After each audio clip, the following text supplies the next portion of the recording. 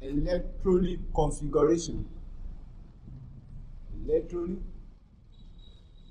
configuration.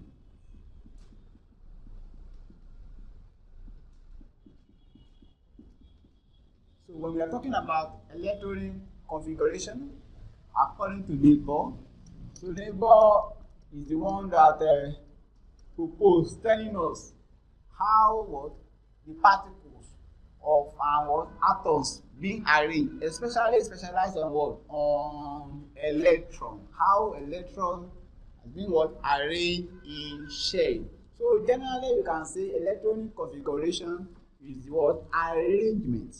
Is the arrangement of electron on the shell of the neutron. Let's write and say that is electronic configuration. Electronic configuration. Configuration is the arrangement. Is the arrangement of an electron. Of an electron. So of an electron. Of an electron on the shell. On the shell. On the shell around the nucleus. Around the nucleus of an atom. So because of this, we now have different types of a shell. So for that shell, in an atom, we have shell. Those shells are being named using this alphabetical order. So we have K, we have L, we have M, N, O, P, like that. So the first shell, which is one very close to the what? Nucleus, is having what? Lowest energy level. And the name of that one is K. K is happen to be the first shell. And is the lowest. So therefore we can now say that the shell, let's just look at just theory concept about those shells. We can say one, we have the shell are designed. The shell are designed. The shell are designed, designated with, so we can designated with the letter, with alphabet. The alphabets. Others, letter K, L, M, N, O, etc. These are the letters we use to do. Then therefore there are certain energy. There are certain energy associated with each cell, and each cell, and K as K shell as the lowest energy. So K shell have the lowest energy. So K shell have the lowest energy. And then with that, we can also share the number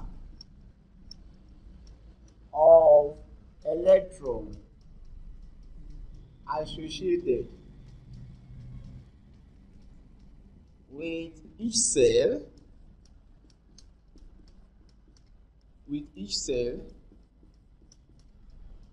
Can be determined by the formula. You can use this formula to determine it. If you want to determine the number of what? Of electron itself, 2n squared. So where n represents number of shell. For example, now let's say we want to know how many electrons can we find in K shell. So that if you have K shell, that means K shell is having your, for K shell, okay, let's just for e.g. let's say for K shell, your N is 1. We want to know the number of electrons that can occupy K shell. How many electrons can we find in K shell? So we're going to have, for K shell, we have K to be equals to 2n squared. So since n is equal to 1, it's going to be 2 into 1 squared. So and 1 squared is 1. 1 times 2, that means for K shell, total number of electrons you find there is what? 2 electrons. Okay, let's look at the next cell. Next cell is L. So let's look at it. For L shell, our N is 2. Let's know the number of electrons we can find in L shell. So for, you can say for L, you can say we have 2 into, since formula is 2n squared. So if our n is 2, it will be 2 into 2 squared. So 2 into 2 squared gives us 2 times, what is 2 squared? 4. 4 times 2 gives us 8. That means for L shell, we are going to have 8 electrons. We are going to have 8 electrons. Also, let's also look at another shell. Let's see the number of electrons we can find in each shell. Okay, let's look at another shell. No, we are using alphabetical order of what? K, L. Next shell will be M. So you can say for M shell, no, your N is what? 3. Formula we are using is what? 2n squared. So it's going to be 2 into n. N is 3. That is 3 squared. And that one will give us 2 times. What is 3 squared? 9. 9 times 2. And that one will give us 18. So we can say generally the same like that. You want to get another shell. You don't be using the formula of 2n squared to substitute the what? Number was what? The n to be number of shells. If you have K now, K is 4 shells, n is 1. For L, n is equal to 2. For K, n is equal to 1. For L, n is equal to 2. M, n equals to 3. N is equal to 4. O, n equals to 5. By the time you substitute this one into general formula of 2n squared, you will get number of electrons for each cell. So you can calculate the number of electrons for each cell. Okay, let's move to atomic number, mass number, and isotope. Atomic number, mass number, and isotope. Atomic number,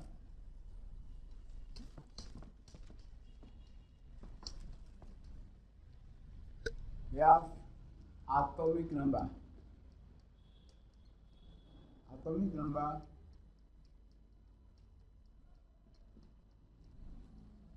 mass number,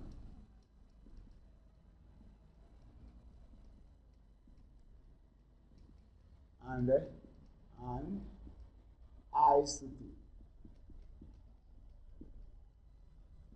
So when we are talking about atomic number, generally you can represent an atom.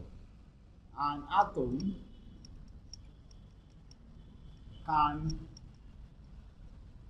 be represented by a symbol. If you want to represent an atom by element, you can use the symbol X. Here we have A, here we have Z.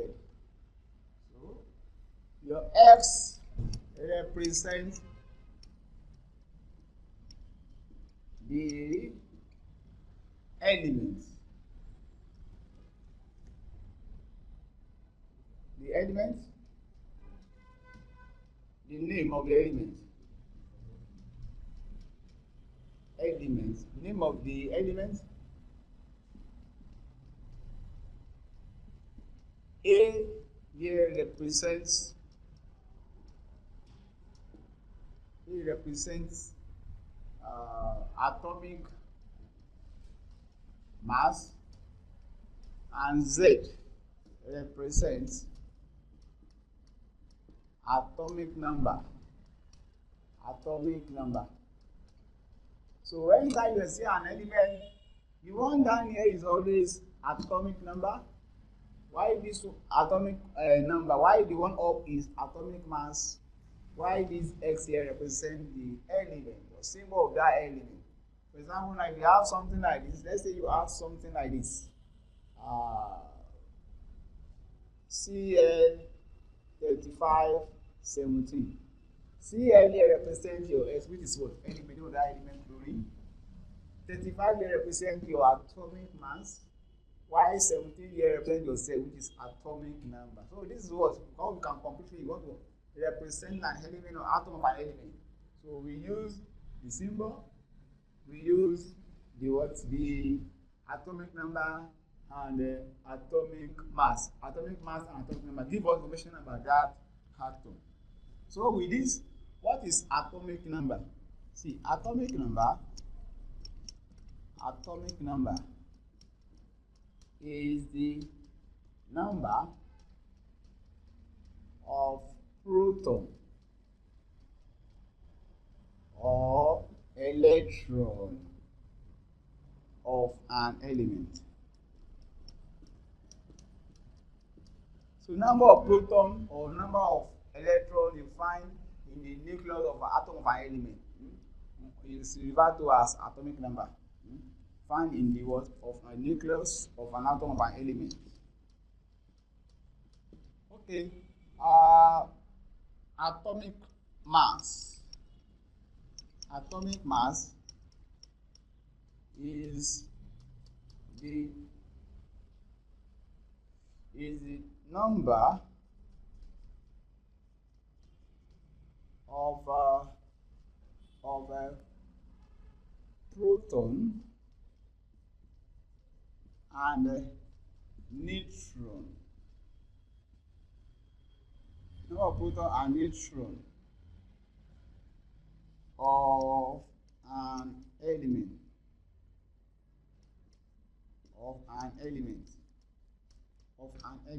So that means when you sum the number of proton, let me say is the sum of the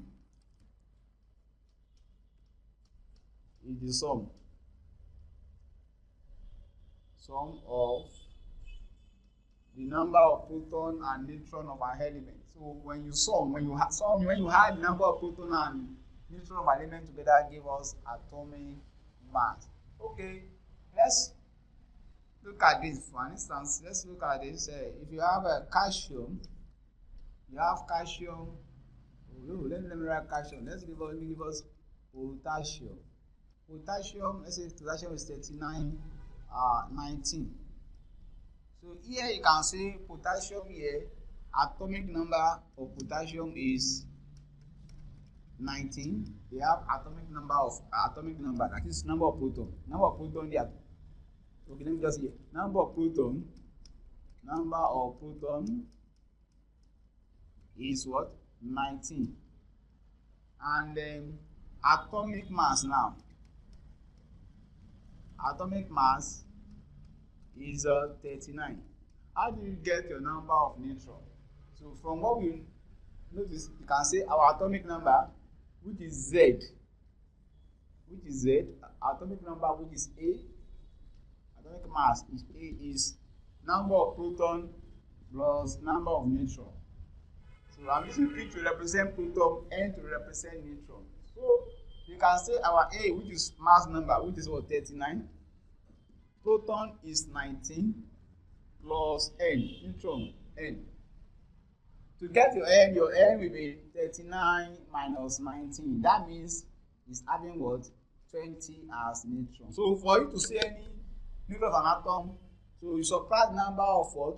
Of proton from mass number, you give us neutron number. So you can say mass number is the same thing as what? Adding proton.